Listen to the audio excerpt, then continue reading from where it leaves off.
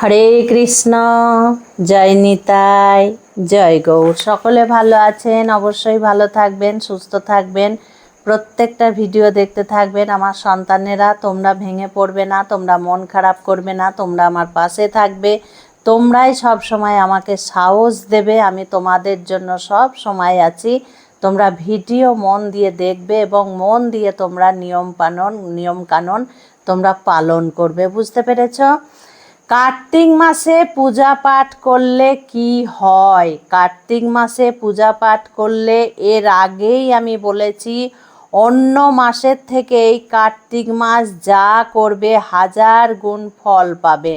অন্য সময় ঠিকভাবে পূজা পাঠ করা হলো না, ঠিকভাবে ভোগ নিবেদন করা হলো না, তুলসী মহারানীর ঠিকভাবে সেবা যত্ন করা হলো না, দীপদান ঠিক মতো করা হলো না, মানে প্রদীপ ভগবানের কাছে ঠিক মতো ধরানো গেল না, একটাই ঘর সব সময় ফ্যান চলে, প্রদীপ রাখা যায় না, চিন্তার কোনো কারণ নেই। যতটা পারবে এই মাসে দীপদান করবে, কারণ কার্তিক মাস হচ্ছে নিয়ম সেবার মাস, কার্তিক মাস হচ্ছে দীপদানের মাস।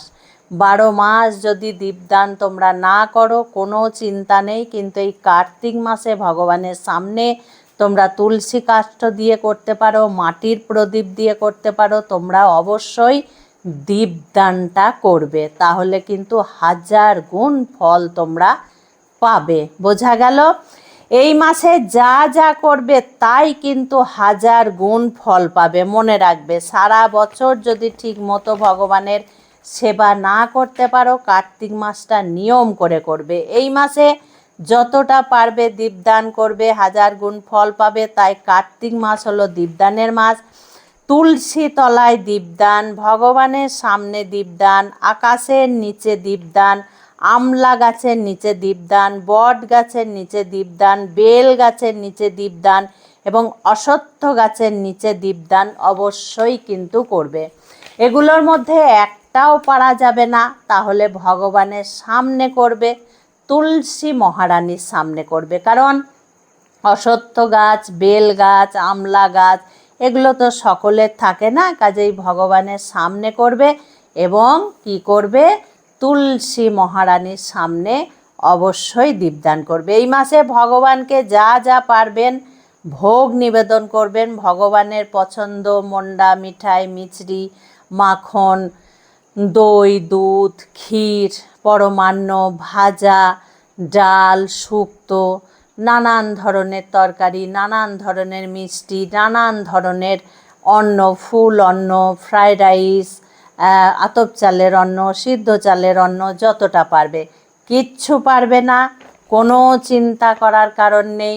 ভক্তি সহকারে 1 গ্লাস জল, সুন্দর করে একটা তুলসী দিয়ে ভগবানকে ভোগ নিবেদন করবে, তাহলে ভগবান কিন্তু ভীষণ খুশি হবে।